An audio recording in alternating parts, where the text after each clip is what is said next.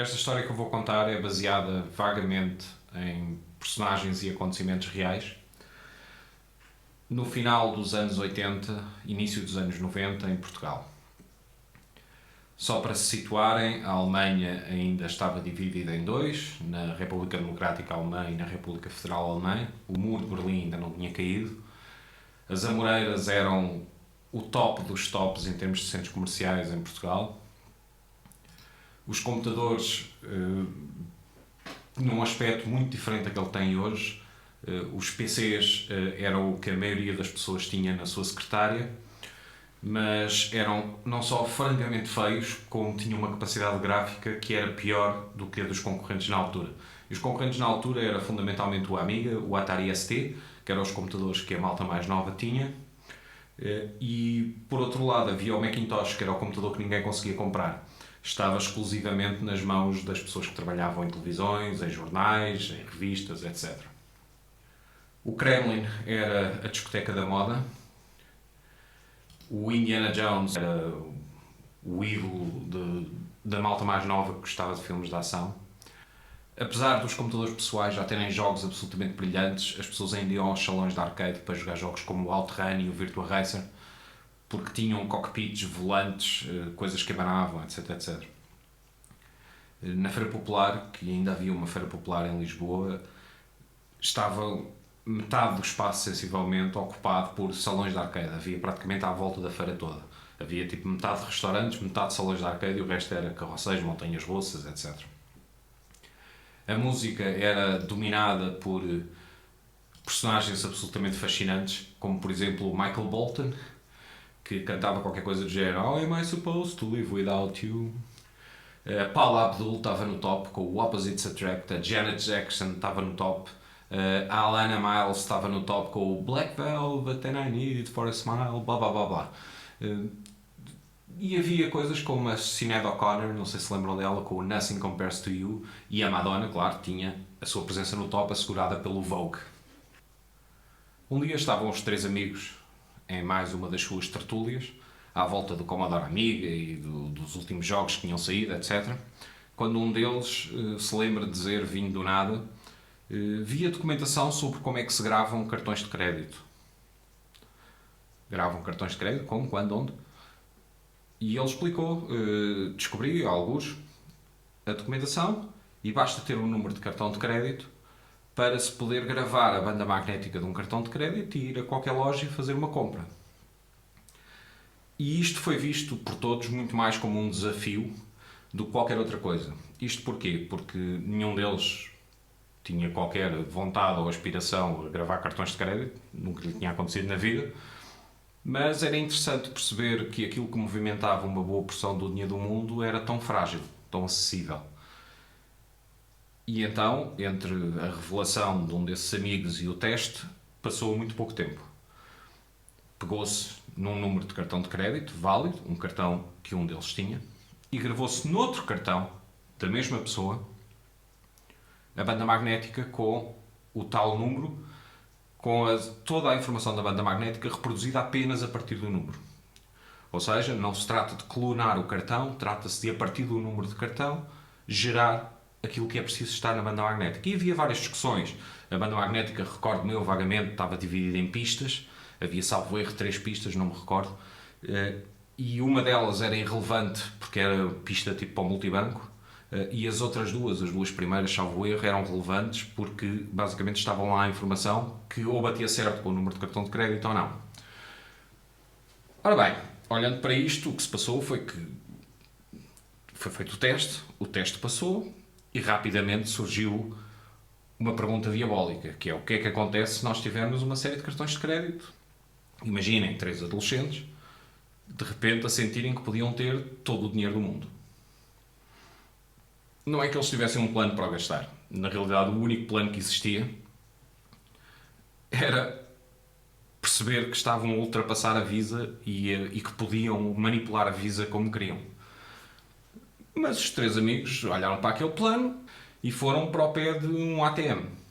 E foram para o pé de um ATM, porquê? Porque as pessoas na altura levantavam dinheiro do ATM e faziam operações com os seus cartões multibanco do ATM e nos recibos vinham os números de cartão de crédito da pessoa. E as pessoas não percebiam sequer o perigo que aquilo representava e era um disparate de todo tamanho. Hoje já não vêm esses números, tipo os últimos 4 dígitos do cartão. Mas as pessoas não percebiam o risco que corriam, chegavam à caixa multibanco, levantavam o seu dinheiro, rasgavam o talão e mandavam o talão para o lixo. E bastava ir ao lixo, apanhar talões e ver os números de cartão de crédito que lá estivessem. Dito e feito, foram ao lixo, apanharam os números de cartão de crédito e foram testá-los. Surpresa das surpresas, passou. Feito isto, os 3 amigos foram para casa, todos contentes com a sua grande vitória, de ter percebido como é que a Visa gravava os cartões. Alto, magro, muito conhecido por usar como alias nas BBS o nome de uma discoteca da moda. O Rodrigo era louco. Era louco, era um hacker de primeira. Eu conheci o Rodrigo anos atrás porque eu adorava programar no Commodore Amiga, de que ele também gostava, e tinha o original do DevPack 2, que era um programa, um assemblador, que me permitia a mim fazer o decompile de uma série de coisas que eu precisava de compilar, alterar o código de assembly e depois voltar a gravar. E eu fazia isto para craquear jogos na altura. Ou seja, para ultrapassar as proteções de cópia, para poder instalar no meu hard disk jogos que só funcionariam em disquete, etc. Ia à minha casa, na altura na Quinta da Luz, muitas vezes, e vivia obcecado com a forma como eu fazia aquilo no DevPack. Achava imensa piada, era super curioso e era super inteligente. O que significa que não demorou muito a ele perceber exatamente o que é que eu fazia, como é que fazia e a juntar-se ao clube de pessoas que faziam essas coisas.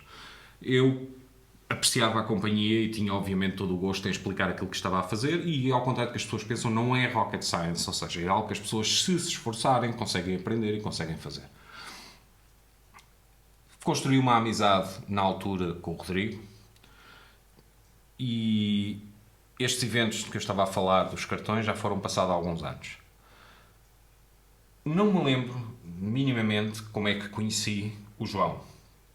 Não me lembro como é que o conheci. Sei que o João era, e é ainda hoje, um empresário de mão cheia. Tem uma visão altamente pragmática de como abordar risco e negócios, etc, etc. Sempre teve. E eu admirava-o porque era o único de nós que tinha cartões Visa. E ele tinha cartões Visa e tinha a nossa idade. E nenhum de nós tinha onde cair morto. Vivíamos todos, obviamente, bem, famílias de classe média, mas nenhum de nós tinha onde cair morto e ele tinha cartões Visa com ele. E tinha conta bancária com algum dinheiro. E comprava coisas que nós não podíamos comprar porque ganhava dinheiro e fazia negócios. Que era uma coisa absolutamente fascinante. Ele tinha acabado de entrar para a faculdade e o João é outro gênio. É um gênio tímido, francamente amigo do seu amigo, e que a única coisa que espera das pessoas de quem é amigo é amizade de volta. E é ultra generoso, ou seja, das pessoas de quem ele gosta, ele dá o que tiver e o que não tiver, e é um espanto de uma pessoa. Ainda hoje o João é assim. Eu falei com ele há uns anos atrás e perguntei porque é que não escreves as tuas memórias e não contas estas histórias. Ao que o João me respondeu: não quero, a minha vida hoje é uma coisa completamente diferente. Não quero sequer que as pessoas que fazem parte da minha vida saibam detalhes dessa história e escreve tu, porque não, tu estiveste lá, tu viste. E eu tenho pena, porque gostava de estar a fazer isso com ele. O João é ainda hoje um empresário brilhante. Não tem rigorosamente nada a ver com as aventuras e desventuras de que estamos a falar, mas construiu empresas de sucesso, gera essas empresas estão condenadas a crescer, com mais sucessos, menos sucessos pelo meio. Não tenho dúvida nenhuma que ele vai ser bem sucedido. E depois havia eu. Eu era o personagem menos interessante desta história. Era um doidinho por programação.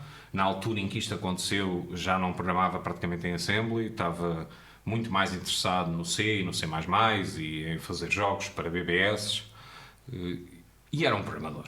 Portanto, a única coisa que me interessava era programar computadores. Eu vivia para aquilo, era tudo o que eu gostava de fazer. E vivia fechado no meu quarto, eu era um ermita na altura. E, portanto, grande parte destes acontecimentos que eu tenho memória aconteciam quando eles me vinham visitar. Porque se não fossem eles a vir visitar, eu também não estava com eles, provavelmente. mas eles visitavam e visitavam muitas vezes. E eram sujeitos que faziam, obviamente, parte da minha vida pessoal, eram os meus grandes amigos da altura e dos quais eu tenho memórias absolutamente fantásticas. Eles saíram e, passado uma semana, tling-long, tocaram-me à porta e tocaram-me à porta com a seguinte revelação: os americanos são loucos. Os americanos são loucos? Conta aí porque é que eles são loucos. São loucos porque eles descobriram que todas as lojas e agências de crédito e bancos americanos basicamente partilhavam um sistema onde estava a vida completa de toda a gente.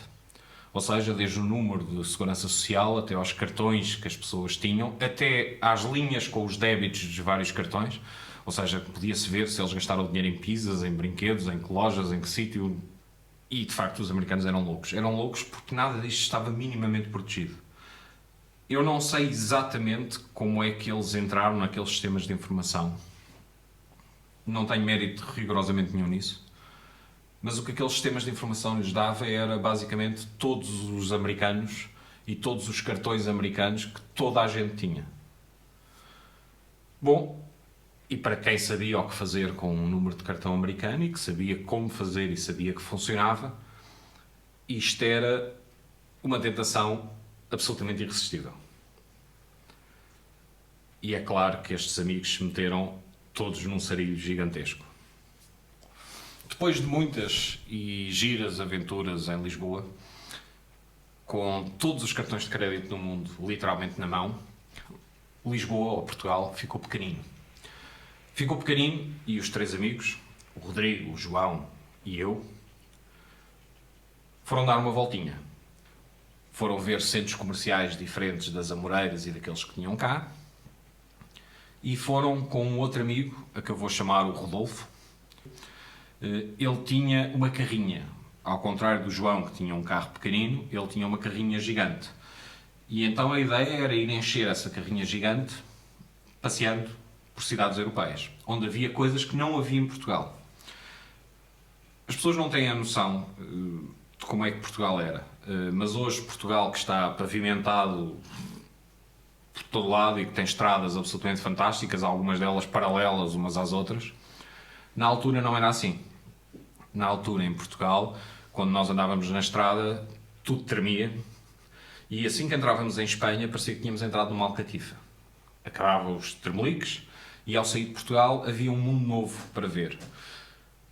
Portugal estava a crescer, estava a desenvolver-se, mas ainda estava muito atrasado relativamente à Espanha e muito mais ainda relativamente à França. Então esses três amigos foram aos Corte Inglês, foram aos vários centros comerciais que foram descobrindo, foram comer aos melhores restaurantes dos locais que visitavam e encheram a carrinha. Encheram a carrinha literalmente até ao teto, com tipicamente jogos de computador, acho que era quase tudo jogos de computador. Tipo, todos os originais de todos os jogos que estavam à venda nos locais que visitavam. E voltaram para Portugal. Ao voltar para Portugal, dada a completa inconsciência e inexperiência das pessoas, ninguém se lembrou que nessa altura havia fronteiras. Ou seja, Portugal ainda não estava numa comunidade económica europeia e havia senhores na fronteira que davam as boas-vindas a Portugal e, se vissem que havia qualquer coisa a declarar ou suspeito, ou seja lá o que for, inspecionavam os veículos. E os três amigos, com a carrinha cheia até ao teto de originais de jogos que não existiam em Portugal, chegando à fronteira, houve alguém que olhou para a carrinha e disse: precisam de um despachante oficial para tirar esta mercadoria, para fazer isto entrar em Portugal. Um despachante oficial? Como? Quando? Onde? Basicamente, a mercadoria ficou na fronteira. Os três amigos voltaram com a carrinha vazia e tinham um problema novo, que era, se não aparecessem lá com um despachante oficial para pagar os respectivos impostos e trazer a mercadoria, era altamente provável, porque eles tinham sido identificados na fronteira, que fossem apanhados pelas falcatruas que andavam a fazer. Então, lá se organizaram, lá arranjaram um despachante oficial e, passado uns dias, não me lembro se só foi uma semana, pegaram na carrinha, foram até lá, despacharam, fizeram o despacho das coisas que estavam a importar para Portugal e vieram para Lisboa. E eu não me lembro com precisão quanto tempo é que demorou entre esta viagem fora de Portugal e as coisas terem começado a correr mal. Mas lembro-me porque é que correram mal.